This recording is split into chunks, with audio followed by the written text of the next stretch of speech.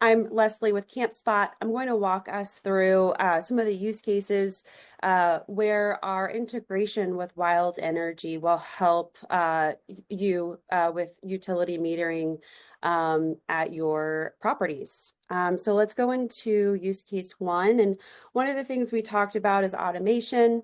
I imagine if you are still riding around in your golf cart, walking around the property, gathering those readings on a day-to-day basis, might be multiple times a day, might be once a month, depending on the types of metering you do at your property. One of the things that our integration can do with Wild Energy is automatically retrieve a reading on any particular day and time for that particular meter or site. One of the ways it does that, or one of the settings that we offer in the automation in Campspot with the Wild Energy integration, is that you can pull your readings on one day of the month. For example, maybe you're only wanting to pull readings or meter on your monthly reservations. So we can do that in Campspot today. You can choose which schedule you'd like. We can go back in time. If there's a reading on that meter, we can go get it.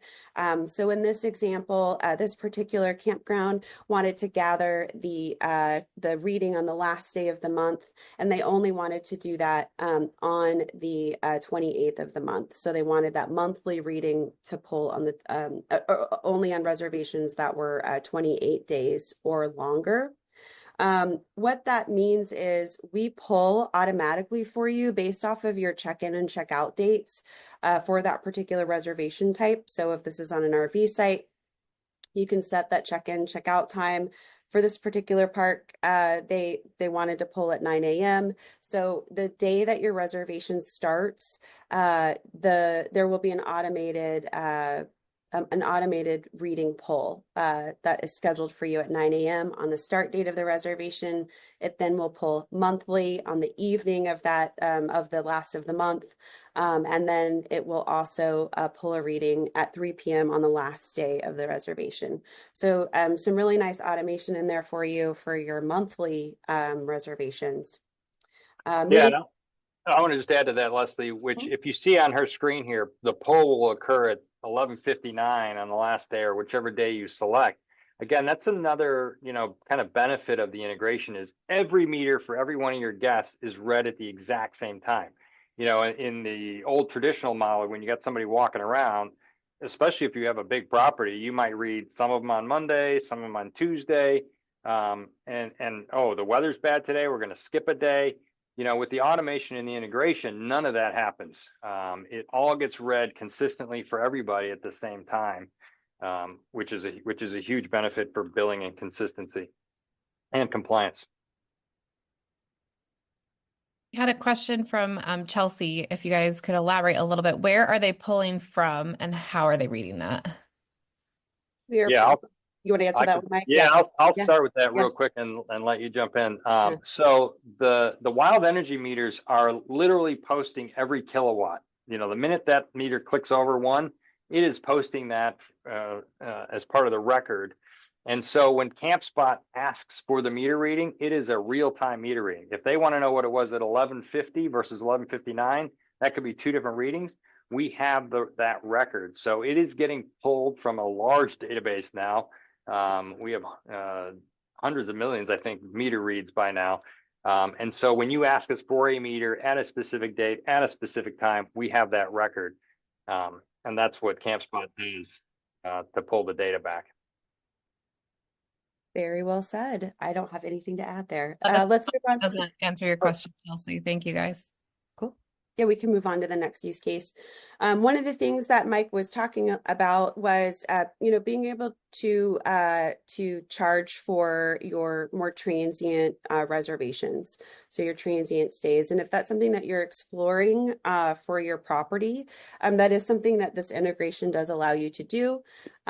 We schedule the reservation length if you're looking here at the middle of the page, it says auto pull requirements. So you can set that reservation at a minimum of whatever number of days that you would like to have that reading pulled from. So what the beauty of this is you're saying, okay, it's got to be at least two days for us to schedule this automation to pull. We skip over the monthly pull, and we only do the check-in and check-out. So if you've got a 2-day reservation or a 7-day reservation in this case, you would get a reading on check-in, and you would get a reading upon checkout, and you could charge for that particular transient reservation in this situation. So we do offer the ability for automation. So you can imagine, if you really are interested, in being able to charge for your transient reservations, and you're thinking that the overhead of that and sending somebody out, every day, or, when folks are checking in or checking out at those transient sites to pull readings, this automation actually can do it for you.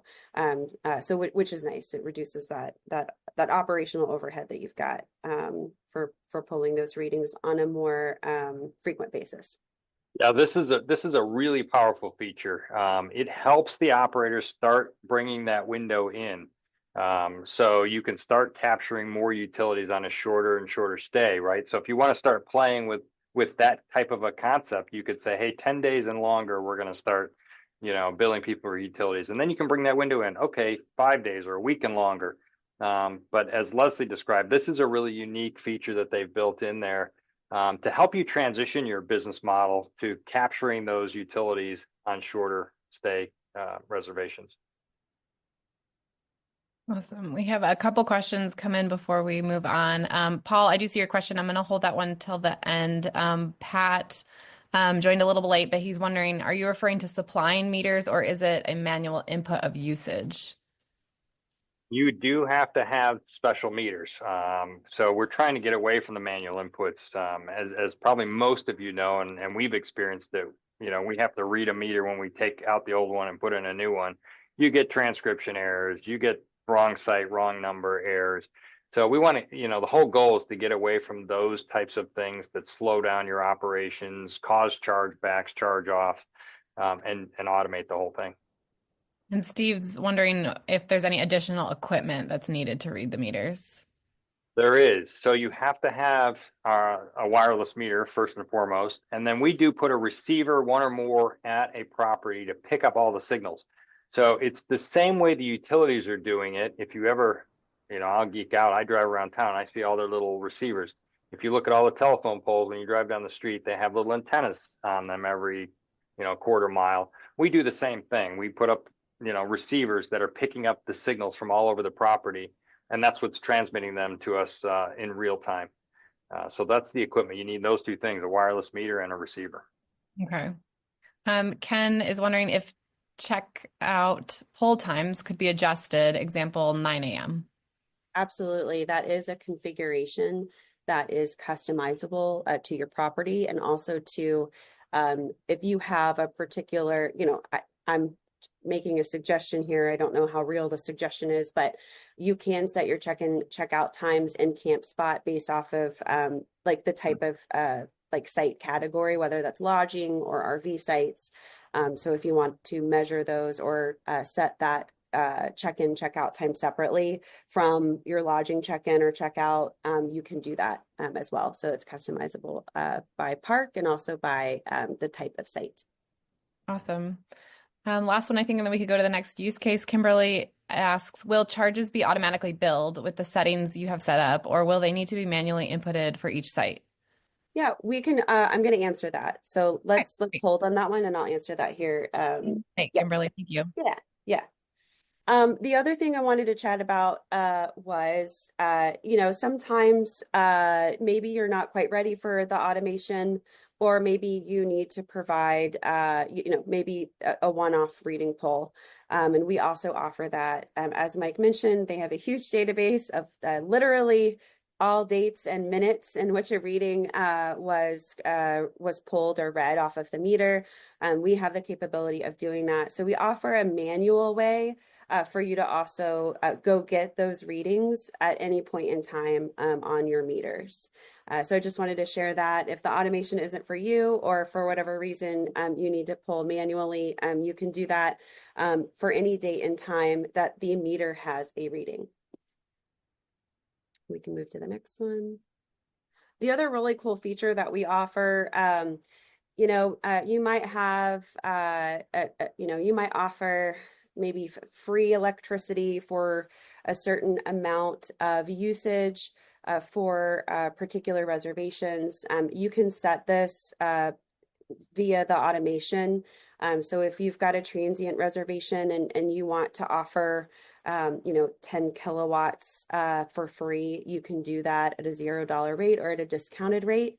And once that 10 kilowatts is reached, you can set another threshold to charge more beyond that 10 kilowatt. That's just an example. You can do that really for any type of measurement there, but we do offer the ability to provide that sort of tiered rate based off of usage.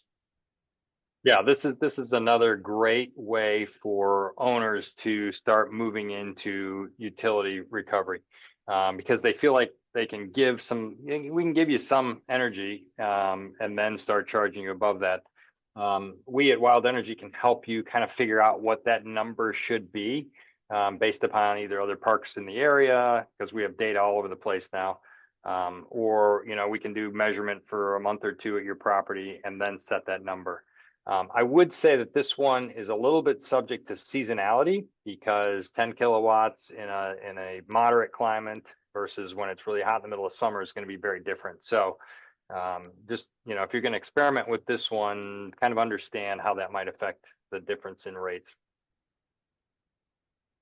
Great. And we can move on to the last use case if there are any questions, and this will hopefully answer the previous question about the assignment of the metering charge to the guest invoice. So today we do have the ability for you to do that in Campspot. It is manual on each invoice. We released this first version of the integration. So that is what you're seeing today. We don't yet have the ability to bulk or create an automation around assignment of the charge to the invoice at this point. We have made it easier and more intuitive in terms of which invoices, they should be assigned to. But we released the first version of this integration, so we're continuing to evaluate, how many parks adopt it, and then we'll look to expand if based on like further demand. So I would say if that is really important to you as part of this integration, we'd love to hear from you.